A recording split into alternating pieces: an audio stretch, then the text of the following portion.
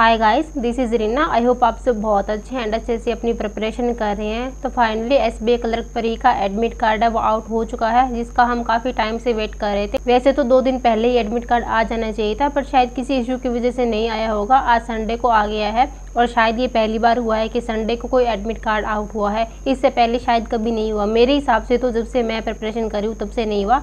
पहले आया होगा तो पता नहीं।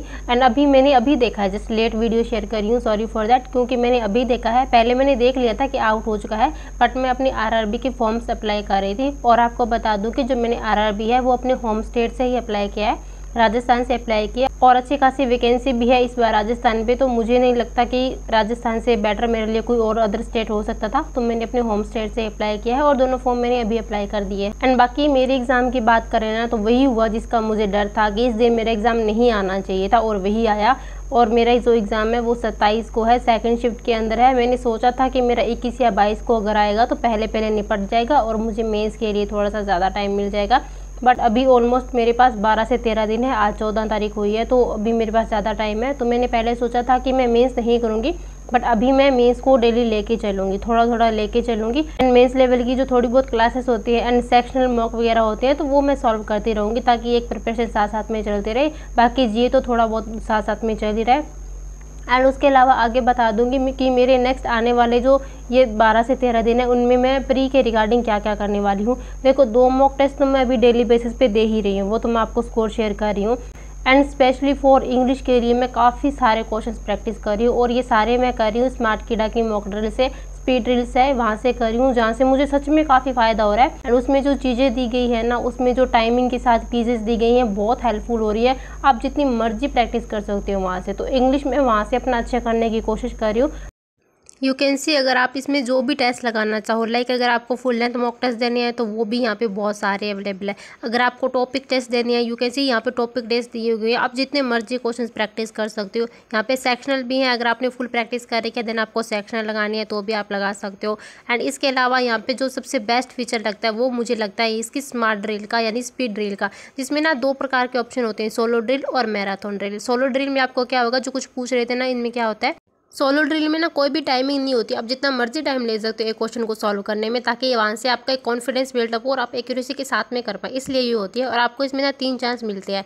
एंड उसके बाद में बात करें हम मैराथन ड्रिल की, तो इसमें टाइमिंग दी जाती है, आपको 25 मिनट तक क्वेश्चन प्रैक्टिस करनी है, कितने मिनट तक क्वेश्चन करने हैं वो आप चूज़ कर सकते हो, जिसमें आप अपने अकॉर्डिंग क्वेश्चन भी चूज़ कर सकते हो कि मुझे कौन कौन से टॉपिक से प्रैक्टिस करनी है। एंड बाकी अगर आपको इसको परचेज करना है तो लिंक आपको मैं डिस्क्रिप्शन बॉक्स में प्रोवाइड कर दूँगी, आप डायरेक्ट वहाँ से जाके वो कर सकते हो। बाकी अगर आपने पहले मेरा स्कोर देखा होगा तो कभी अच्छा आ रहा है इंग्लिश में, कभी कम आ रहा है, कभी मैं पजल हो जा रही हूँ, 2-3 क्वेश्चंस में अटक जा रही हूँ, 2-3 ऑप्शंस में अटक जा रही हूँ तो कम आ रहा है। देन कभी नहीं अटक रही हूँ, जो सिंपल स्ट्रेट फॉरवर्ड क्वेश्चन होते हैं तो स्कोर अच्छा आ रहा है। और कई बार फ़र्क ये भी होता है हमारी मॉक में वेरिएशन का, कि कोई मॉक टेस्ट के लेवल अच्छा होता है तो उसमें हम कम अटैम्प्ट कर पाते हैं, क्योंकि उसमें क्वेश्चन अच्छे होते हैं। एंड कम अटैम्प्ट्स और कम स्कोर के साथ हमारा परसेंटाइल भी काफ़ी सही रहता है उसमें, जैसे मैंने कल आपको स्मार्ट किडा का शेयर करा था।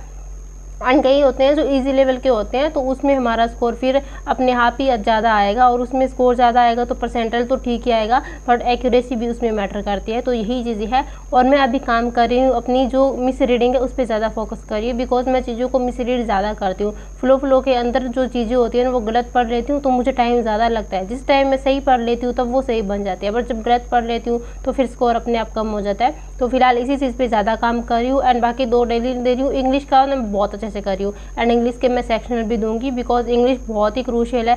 आपके मैथ रीजनिंग अच्छी है ना, देन आप इंग्लिश में अच्छा नहीं कर रहे हो तो आपको कहीं ना कहीं ये डर रहेगा कि हमारा प्रॉब्लम्स होगा या नहीं होगा।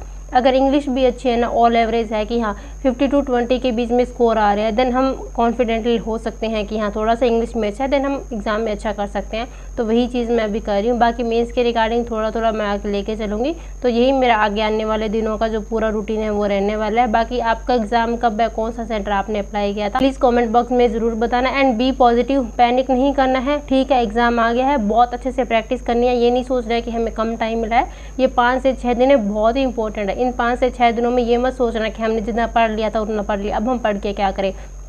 यू विल ट्राई कि आगे आने वाले 2 से 3 दिन में आप डेली बेसिस पे 3-3 मॉक टेस्ट लगाओ। दिन में 3 मॉक टेस्ट लगाओ और उसे उसका एनालिसिस करो। 3 मॉक टेस्ट दोगे, 3 घंटे वो लग जाएंगे। मान लो 1.5 घंटा आपको एनालिसिस करने में लग गया, 4.5 घंटे वो निकल जाएंगे।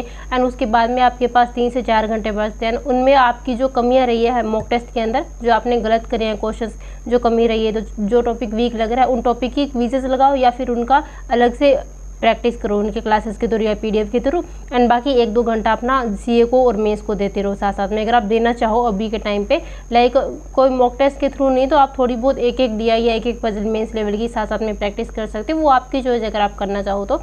बाकी तो मैं अभी यही बोलूँगी कि आप अपना मैक्सिमम टाइम है 70 to 80% टाइम आप अभी परी को ही दीजिए, क्योंकि 4 ही दिन है, 4 से 5 ही दिन है हमारे एग्जाम में। तो अभी ज़्यादा मेंस करेंगे तो वो परी में स्पीड कम हो जाएगी। तो ये गलती अभी के टाइम पे आप मत करना। जितना हो सकता है मॉक टेस्ट के थ्रू प्रैक्टिस कीजिए और अपनी कमियों पे काम कीजिए। और लास्ट दिन कोई भी मॉक टेस्ट मत देके जाना, तब आप सिर्फ अपनी नॉर्मल प्रैक्टिस करके जाना। तो यही बोलना चाहूँगी। बाकी बी पॉजिटिव, अच्छे से अपना माइंड मेकअप करके चलिए, वहाँ पे जाके पैनिक नहीं करना। आपने बहुत अच्छे से पढ़ाई किया, आप बहुत बेस्ट करोगे। God bless you.